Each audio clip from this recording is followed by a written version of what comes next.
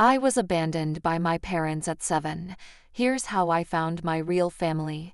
The air was thick with the lingering heat of summer as 7-year-old Emily sat on the couch, her legs dangling off the edge. Her mother, Olivia, sat beside her, fidgeting with the hem of her blouse. "Emily," she began, her voice trembling, "we need to talk."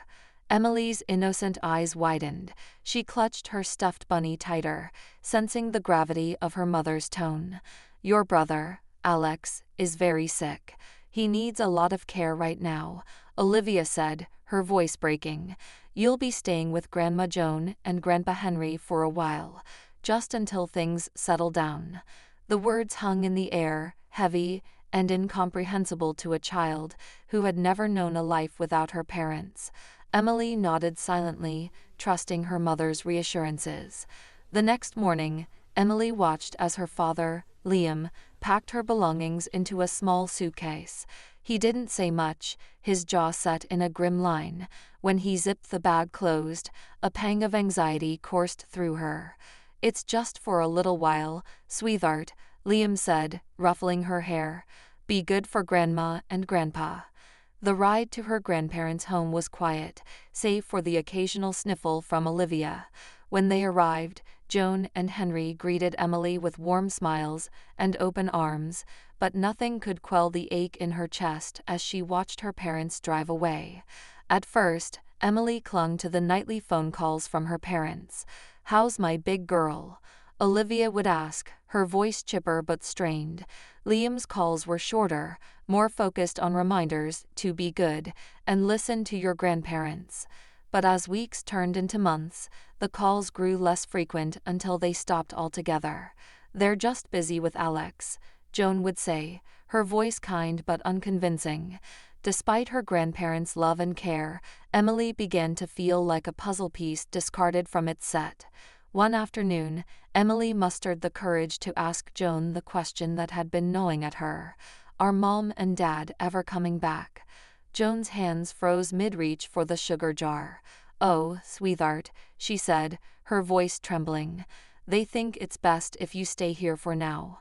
The words hit Emily like a blow. She felt tears well up but blinked them away, determined not to cry. "Why?" she whispered. "Did I do something wrong?" "No, no, Emily," Joan said, pulling her into a tight embrace.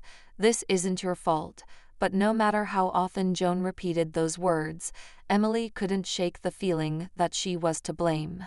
As the years passed, Joan and Henry became Emily's anchors. Joan shared stories of her childhood and baked cookies that filled the house with warmth.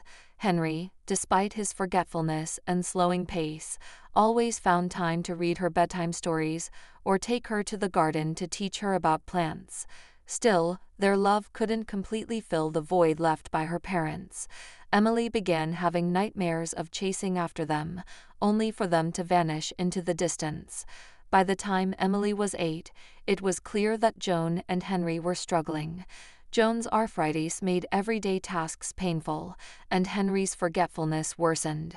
One day, Joan announced they were visiting Uncle Nate and Aunt Rachel. Rachel greeted Emily with a warm hug. "How would you feel about staying here for a while?" she asked gently. Emily hesitated, torn between the familiarity of her grandparents and the inviting warmth of Nate and Rachel's home. Life with Nate and Rachel was a revelation. Nate taught Emily how to ride a bike and fix flat tires. Rachel helped her with homework and celebrated every small victory. On her 9th birthday, Emily accidentally called them Mom and Dad. Instead of correcting her, Rachel's eyes filled with tears and Nate beamed. By the time she turned 10, Emily had stopped expecting much from her biological parents. Letters went unanswered, and the occasional phone call was stilted and awkward.